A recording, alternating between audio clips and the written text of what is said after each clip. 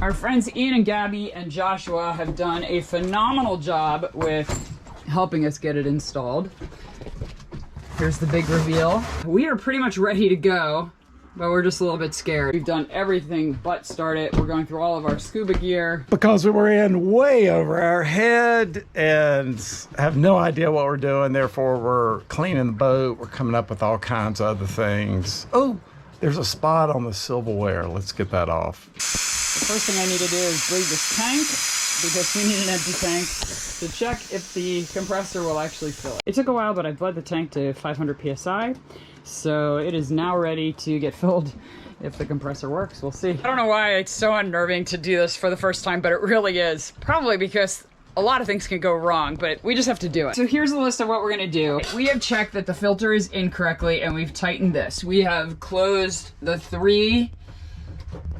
You can't see the third one, it's down here. We've closed these 3 valves. Okay, it's all plugged in, and we've checked the oil level. The oil level's fine. I think we're as ready as we're gonna be.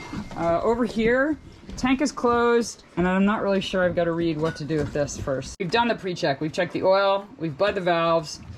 We have no load on the inverter. We have hooked up the tank, and all the valves are closed. And now we're gonna just walk through the sequence, and then we're gonna actually do it, I think. All right, first, we have to start a timer. We're gonna get a run timer going on your computer. Okay. And then we're gonna turn on the motor, we're gonna observe, listen, and log the date and time. Then we're gonna wait till the pressure is greater than the tank fill. And it gets to 500 PSI, which is the red markings. The other one, the white, is bar. And why are we doing it to 500 PSI? Because that's what the tank is right now, and we don't want to backfill. So we're gonna wait till this gets to at least 500 PSI, and then I'm going to open this valve. The fill valve. And this is closed. That's the bleed valve, which is closed. And then I'm going to slowly open the tank valve. We're going to let this build all the way up. We'll stop at 3,000. Yeah. Hopefully the boat has not burned down by then. We don't have aluminum shrapnel in our chest from the tank. Seriously. Is this a bomb? Looking like a bomb? It is a bomb. Oh, look at this, man. Oh my gosh, this is crazy. 6 months from now, this is going to be second nature, but right now, it's not. So we're going to film all this, and we're going to see if it all goes to plan. So we're going to monitor the pressure, and then we're going to crack the valves at 8 minutes. So we'll do 2 bleeds in a tank fill probably. We're gonna go back and monitor the pressure, and at 16 minutes we're gonna crack the valves again till we get to 3,000 PSI. Shut down. We're gonna turn off the cylinder valve, then we're going to close the filling valve. Okay. And then immediately we have to switch off the compressor. And then we're gonna open the bleed valve, and we're gonna log the episode. Perfect. The procrastination is over, and it's time to do it. 3, 2, 1.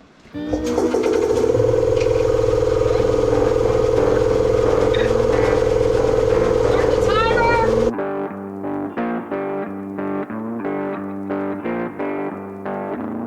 All right, we did everything right except for the pressure was not going up. Why was the pressure not going up? We've got a hissing.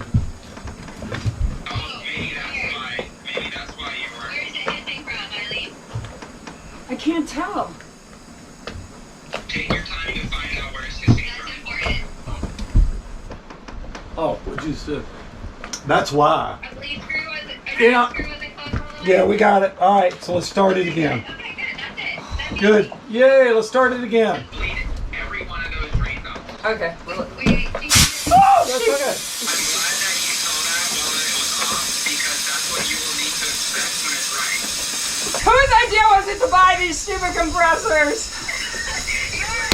I think we're gonna get it this time. One of the bleed valves was not closed. So that would have kept the pressure from building into the tank. So, But otherwise, everything seemed to be working okay. So now at least I don't have to throw up. And the inverter didn't shut off. No.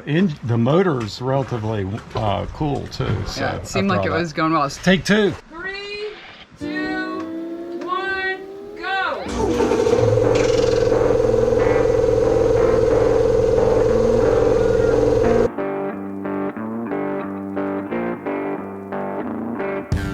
Something's not right. Okay, the pressure's coming down. Yeah, go ahead. 1, 2, 3.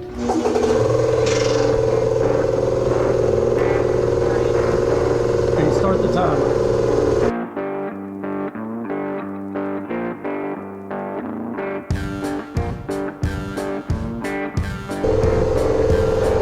Working, that's the good thing.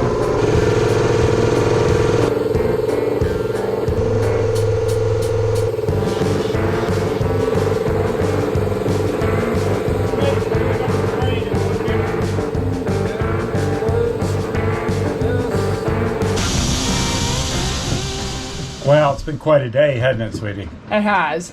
Wow. We have done something that we never thought we could do, and we just want to thank Ian and Gabby and also John Mark. And Joshua as well. Definitely. These are all cruisers or compressor suppliers. There is no information on YouTube about how to convert a 220 volt electric motor compressor to 110 volt. There's several modifications that have to be done, and we'll go over those in a separate video.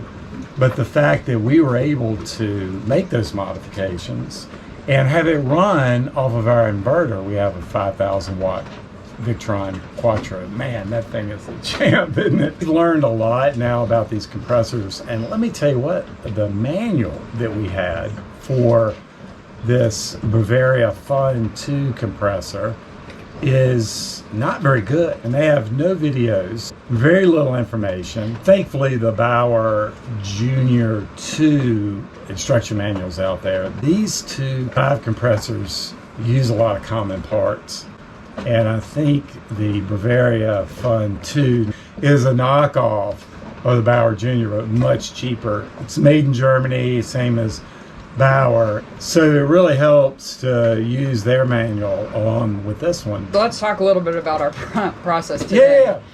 So we had to run this 3 times. So in our first run, I don't know what happened, but one of the valves was open.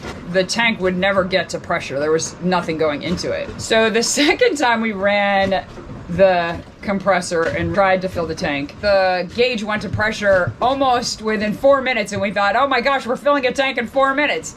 And then we realized there was no air going into the tank. It was just building up in the hose. Yeah. Boy, that would have been great, right? Third time's the charm. It took about 40 minutes to fill a tank, when we were under the impression our tank would fill in about 18 minutes. So there's either a calculation that was off by the person who gave us information, or we have to troubleshoot. But we are just so thrilled that we filled a tank. That's amazing that we have the ability to do it off of the inverter and our batteries. Nobody got hurt.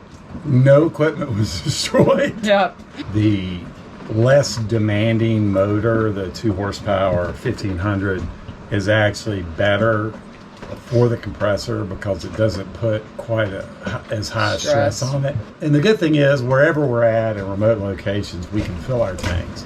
And it may be that all of our equipment lasts longer. Maybe. Because it's not quite so stressed. So it'll take a lot longer for us to fill tanks, but maybe our compressor will last longer. And guys, we are giving you information that's not on the internet.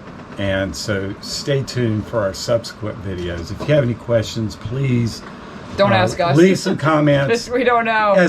Show us some love. Make sure you subscribe and also hit the like button. That really means a lot to us.